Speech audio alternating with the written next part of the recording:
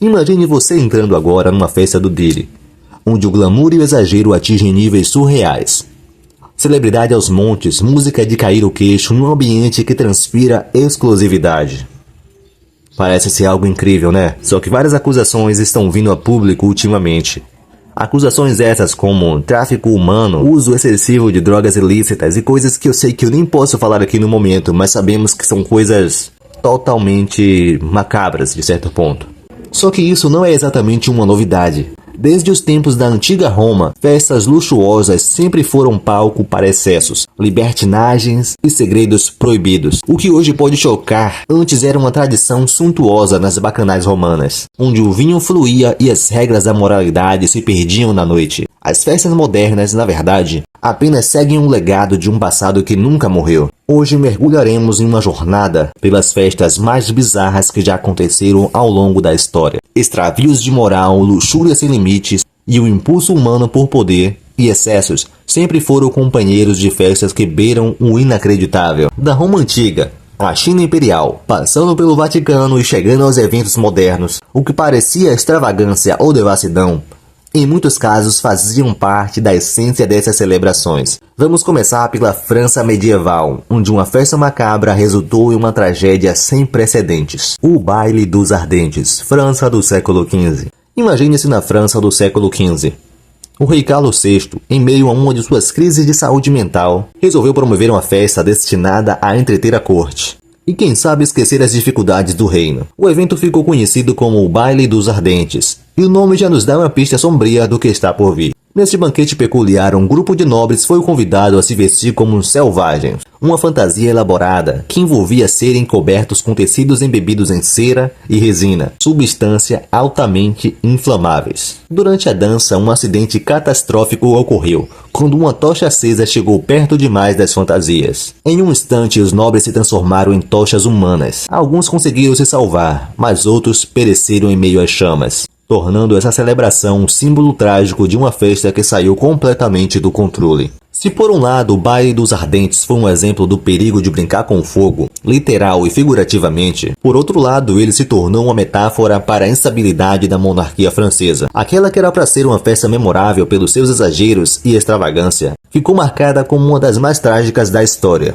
Bacanais romanas, século II a.C. Agora vamos retroceder mais um pouco no tempo, até a Roma Antiga, onde as festas romanas conhecidas como bacanais levaram os excessos a um novo patamar. Originalmente, essas celebrações eram rituais religiosos em homenagem ao deus Baco, o equivalente ao romano do grego Dionísio, o deus do vinho e da fertilidade. No início, esses eventos eram modestos, voltados para a veneração divina e para fortalecer os laços entre os participantes. Mas com o tempo, as bacanais se transformaram em festas descontroladas, marcadas pela libertinagem, pelo abuso do álcool e por atos que desafiavam qualquer senso de moralidade. As bacanais começaram a ser vistas como uma ameaça à ordem pública e ao Estado romano. Historiadores da época relataram que as festas eram secretas e envolviam orgias, sacrifícios, conspirações políticas e até mesmo assassinatos. Isso levou o Senado romano a proibir as bacanais em 186 a.C., considerando-nas um perigo ao equilíbrio da sociedade. No entanto, mesmo com as restrições, essas celebrações continuaram de forma clandestina, espalhando o fascínio pela decadência. As heranças dessas festas romanas atravessou os séculos. Seu impacto foi tão profundo que influenciou a sociedade ocidental. As festas modernas das celebridades podem parecer chocantes, mas na verdade estão apenas repetindo um ciclo de excessos iniciado há milênios. Banquete dos 8.000 pratos, China Imperial, 1795. Agora do Ocidente viajamos para o Oriente, onde no final do século XVIII, a China Imperial foi o palco de um banquete que superava qualquer noção de excesso alimentar. Em 1795, o imperador Qianlong da dinastia Qing decidiu celebrar seus 60 anos no trono, com uma festa que durou dias, e ficou conhecida como o Banquete dos 8.000 pratos. Como o nome sugere, o evento contou com uma quantidade inacreditável de pratos, dos quais eram tão exóticos quanto desnecessários. A festa reunia apenas a elite imperial, que banqueteava em mesas adornadas com alimentos que não eram acessíveis ao povo comum. Entre os pratos estavam iguarias preparadas a partir de animais raros, preparado com técnicas culinárias que levavam dias para serem finalizadas. A maior parte dos alimentos, no entanto, era descartada. Uma demonstração de poder e riqueza destinada a impressionar convidados e reforçar o domínio do imperador sobre o reino. O banquete dos 8.000 pratos simboliza o auge do desperdício e da opulência na China imperial. Enquanto a população sofria com a fome e a miséria, a corte imperial se entregava às festas, cujo único objetivo era mostrar que o poder do imperador não tinha limites. Festa do Fogo e Gelo, Diri, 2004. Cruzando para tempos mais modernos, chegamos à lendária Festa do Fogo e Gelo. Essa festa, organizada por um dos maiores magnatas do entretenimento, tornou-se símbolo de extravagância nos tempos atuais. O evento foi uma mistura de extremos. Uma parte da casa era decorada inteiramente com gelo e com esculturas geladas, drinks congelados e um ambiente gélido. Do outro lado, uma atmosfera quente com tochas flamejantes, criando uma fusão surreal de elementos que simbolizavam o fogo e o gelo.